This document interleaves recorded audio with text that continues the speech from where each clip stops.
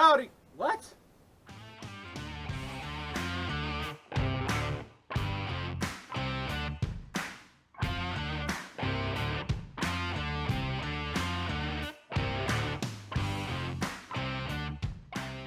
Howdy do, and welcome back. Today we're going to do a little caulking, and maybe in this same video we'll get to the painting, but we'll see about that. And might I remind you, I'm not the best caulker. Alright, I'll kind of show you some of the tools that we're going to need to use today. First one up is a razor knife. And we're going to use that razor knife to cut the end off of the caulking tube. We'll also need a caulking gun. We're going to need a little something to make that inside of this caulking gun. There's a little like plastic piece there. And we're going to need to jam this down the tube and swirl it around so that we can get the caulking to come up and out. Another thing that we can use, that I use, is this is a caulking spreader. It works good in lieu of your fingers. And then this is a caulking stripper. Works good in the house, but not so much outside, but some people have success with them. So, and you also need some towels or paper towels or something to wipe off the caulking every now and again, so that you don't have just a big old mess on either your fingers or the caulking spreader. Alright, let's jump into it. Alright, we're going to start off here by cutting this tube, and you don't want to cut it straight. You actually want to cut it at an angle so that as you spread it, it kind of helps spread it out. So with some of these cracks, we got pretty decent cracks. So we're going to go with an angle like so. Let's see, I don't know if you guys are going to be able to see that or not. Get behind the camera here. Bring it up a little closer. You kind of see how that is? This way, as you spread, as you put it out on a flat surface, it comes down. Okay, now we're going to poke a hole in it. We're going to take, I jimmy rigged this piece of welding rod to do this, but we're just going to go ahead and stick it in there and poke it all around. Make sure that seal that's down here is all nice broke up. Just to make sure you start off really nice and good. You see how when I stuck it with that metal stick, it kind of pulled some of that stuff out and onto the nozzle. We're going to take our paper towel and just give it a good wipe and make sure it's all good.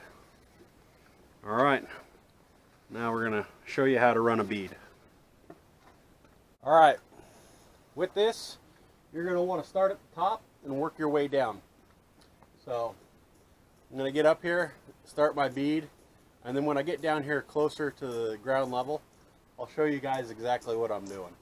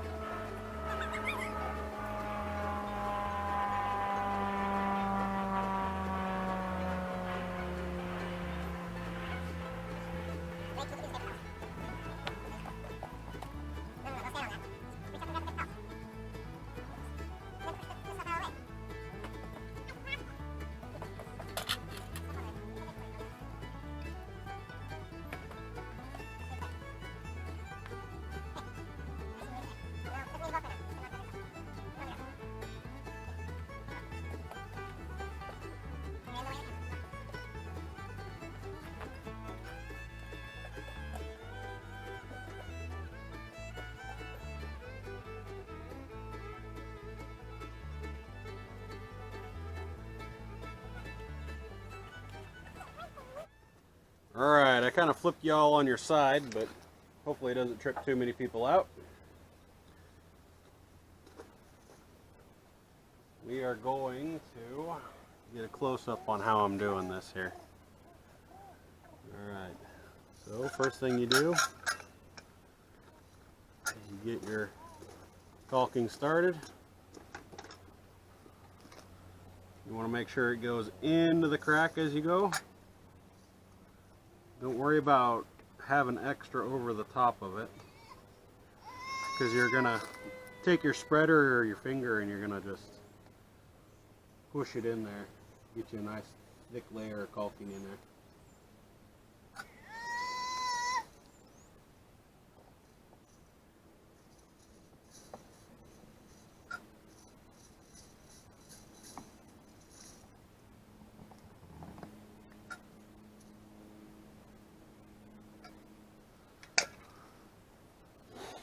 Now, every time you go to stop, you're going to want to depress the release button for the stick that pushes against your tube, because every time you're done squeezing this trigger, there's still a little bit of pressure in there, and it's going to push that stuff right about the top of there. So, squish in our caulking, our handy dandy spreader.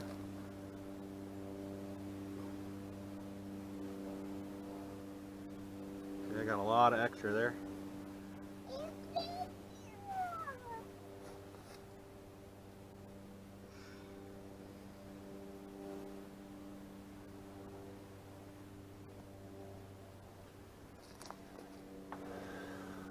A lot of extra caulking. Well, that's what you need the paper towels for. And get it off of your finger or spreader here.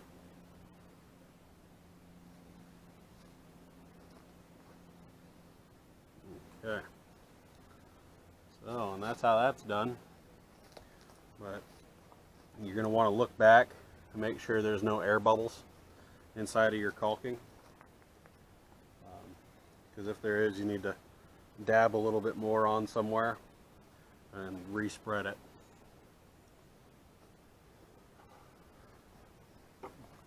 And that's how that's done.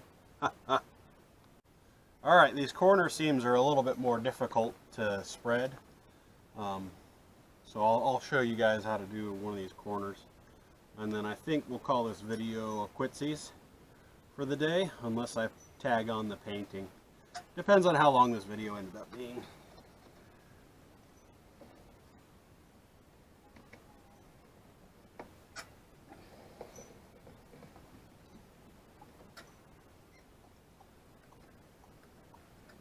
Down here at the bottom, I have a large gap, as you might be able to see. I'm kind of pumping in a bunch of that caulking in there, just to be sure that it fills up the space. Now this is where that curved part of this actually comes in handy, because you're going to put it in there and watch it do its thing here.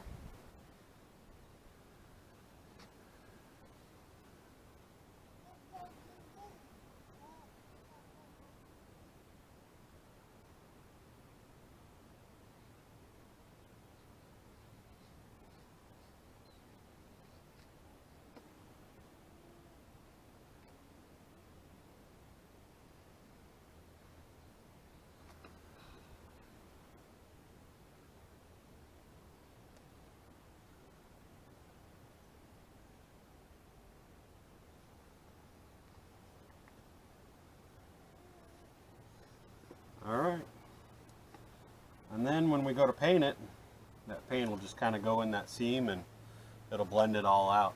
So, no big deal. So, one thing you should always abide by is at the bottom of any window or trim at the bottom of a window, you don't want to caulk this seam under here because it traps moisture in. So, the theory behind that is if your window sweats, or if you get moisture that comes down from above, and it gets in behind that caulking. If you caulk all the bottom parts of here, it'll just trap that moisture in behind the boards and behind that window or the wall trim. And then what you have is a rotting issue. So never caulk under here, and you can caulk up on here because it's got this trim board, but if this window was just here with no trim, you don't want to caulk at the bottom of the window. So, all right. Well, that does it today for our tutorial on how to caulk. That's a messy job. We'll see what kind of trouble I can get into tomorrow. See you later.